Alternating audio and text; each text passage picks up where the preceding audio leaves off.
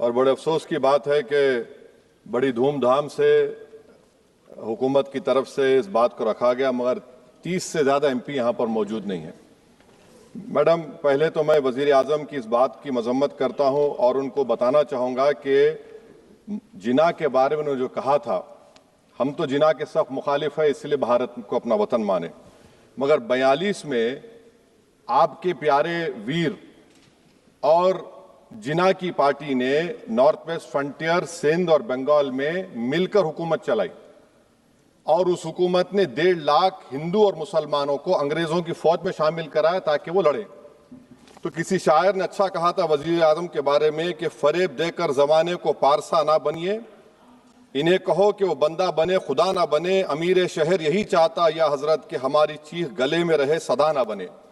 दूसरी बात मैडम, हमारे वजीर दिफा जनाब राजनाथ सिंह साहब ने बड़ा ही अजीब व गरीब और तकलीफ दे बात कही उम्मुल मोमिनीन के बारे में और उम्मुल किताब के बारे में। उम्मुल मोमिनीन उनको कहते हैं जो हमारे प्रॉफिट मोहम्मद सल्लल्लाहु अलैहि वसल्लम की वाइफ हैं, वो हम तमाम मुसलमानों की माँ, हम उनको तस्वुर करते हैं, मगर हम उनकी इबादत नहीं करते, हम अपनी माँ की इबादत नहीं करते। उम्मुल किताब कुरान है, हम कुरान की इबादत नहीं करते, कुरान अल्लाह का भिजावा कलाम है। तो उसके बारे में भी शायर ने अच्छा कहा कि खबर नहीं जिन्हें अपने दीन और मजहब की, हमें वो दीन का मतलब सिखाने निकले हैं। अहम बात यह है कि मैडम, हमारे मुल्क का आइन क्या इस लफ्ज से आगाज होता है, वी द पीपल। इसका आगाज भारत माता के नाम से नहीं होता है। हमारे संविधान का जो प्रियम्बल है वो क्या कहता है? Liberty of thought, expression, belief, faith and worship. अगर दस्तूर का ये पहला सफा ये बात करता है तो फिर कैसे किसी शहरी को किसी खुदा, देवी, देवता की इबादत करने पर या सजदा करने पर मजबूर किया जा सकता है? आप ही की पार्टी से आज की जो बातें हुई इसी कब हो रही हैं। हमारे कॉन्स्टिट्यूंट असेंबली में मैडम एक मोहतरमा थी रोहिणी कुमार चौधरी ने एक तजवीज दी थी कि प्रियम्बल में किसी देवी के नाम से शुरू हो। उन्होंने खास तौर से वंदे मातरम का जिक्र किया, मगर उसको कबूल नहीं किया गया।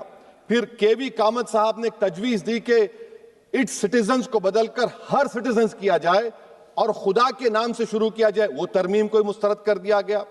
हमारे संविधान का उसूल यह है कि भारत क्या है, उसकी अवाम है, अवामी कानून की मुसन्निफ है, अवाम मर्जी से सबसे बालातर है, अवामी हाकिम है। मुल्क किसी खुदा, देवी, देवता, मजहबी इलामत के नाम से नहीं चलता, ना मुल्क किसी एक मजहब की मिल्कियत है।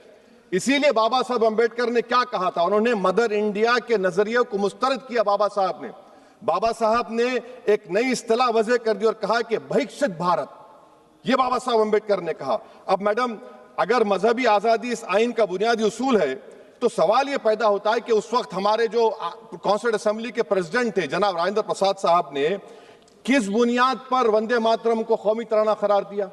ना तो कोई सेक्यूर रेजोल्यूशन है इसके बारे में। मैडम, मैं आपको बताना चाहूंगा कि जुडिशरी क्या कहती है। बीजू इमैनुअल केस है 1986 का, जिसमें जिहोवा विटनेस ने कहा कि मैं नेशनल एंथम के वक्त खड़े रहूंगी, पढ़ूंगी नहीं। सुप्रीम कोर्ट ने कहा कि उसने कोई गुनाह नहीं किया। वहीं एक 2017 का केस है अश्विनी उपाध्याय का केस सुप्रीम कोर्ट का, उन्होंने कहा गाइडलाइंस दिए जाएं वंदे मातरम पर, सुप्रीम कोर्ट ने नहीं कह दिया। फिर आप आ जाइए madam, prevention of insult act national 1971, इसमें नेशनल सॉन्ग नहीं है, सिर्फ नेशनल एम्बलम और आपका नेशनल एंथम है। फिर आप आ जाइए 40th अमेंडमेंट आर्टिकल 51 है, 76 में पास हुआ, उसमें भी इसका कोई जिक्र नहीं है।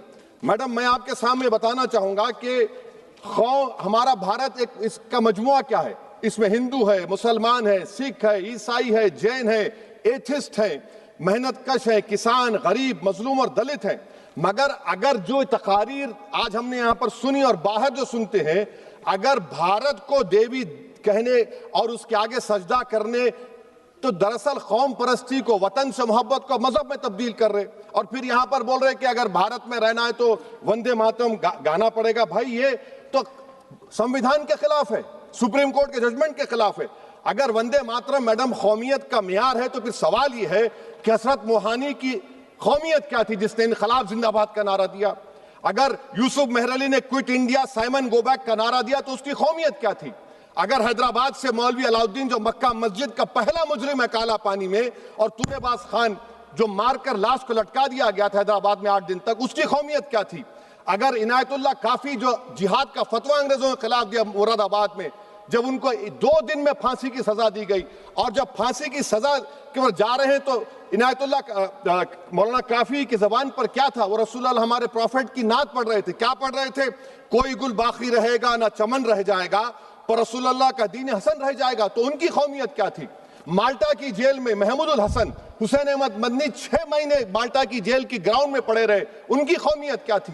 अल्लामा फजल खैराबादी का वो सेल काला पानी का पुकार पुकार कर से पूछ रहा है, जो वहीं पर मर गए, खबर वहां पर है, बताओ मेरी कौमियत क्या थी? मैडम, मैं एक मुसलमान हूं, मैं इस्लाम को मानने वाला बावकार इंसान हूं और मेरे मजहब की बुनियादी तालीम तौहीद है, ला इलाहा इल्लल्लाह, नहीं है कोई खुदा सिवा अल्लाह के। और कुरान में अल्लाह क्या बोल रहा? इय्याका नाबुदु इय्याका नस्तईन, तुम मेरी इबादत करो, मुझे मानो। मुझे कहां से मिल रहा?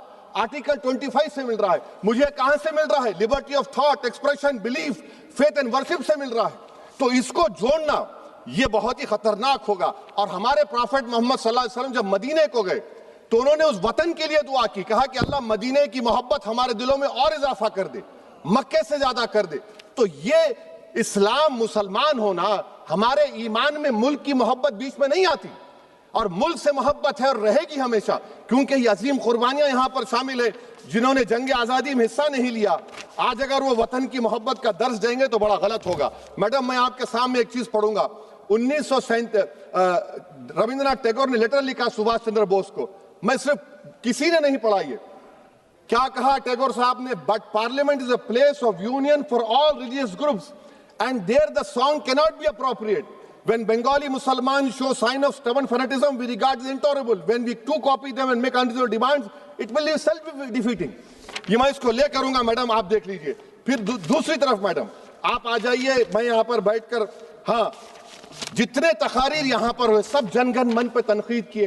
तो मैडम मुझे ये कहना पड़ेगा कि जनगण मन पर आप लोग इतनी तकलीफ क्यों उठा रहे हैं? आखिर इतनी तकलीफ क्यों है?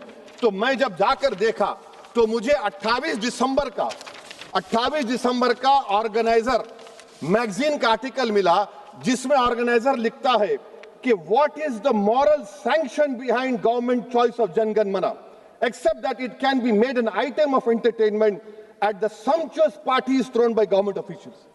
आप बताइए, इसका बोलेंगे आप? और फिर उसके कैंड कैसा करते हैं? It will mean we can not love our motherhood. Madam please, it will mean that Vande Mataram is buried alive with the word Jan Gan Mana on the tombstone, for the tomb will also be of Jan Gan Mana of the will of the people. इस पर आप क्या बोलेंगे?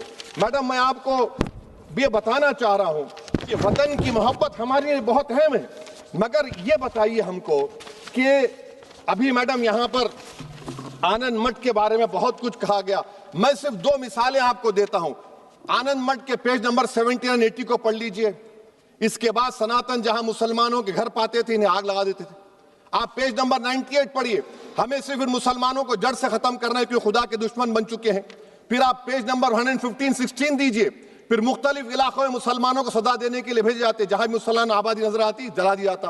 फिर आप देख लीजिए madam, सफे नंबर 120 पेज 120, बंकिम लिखते हैं कि सनातियों को मालूम नहीं था कि अंग्रेज हिंदुस्तान को निजात दिलाने वाले हैं।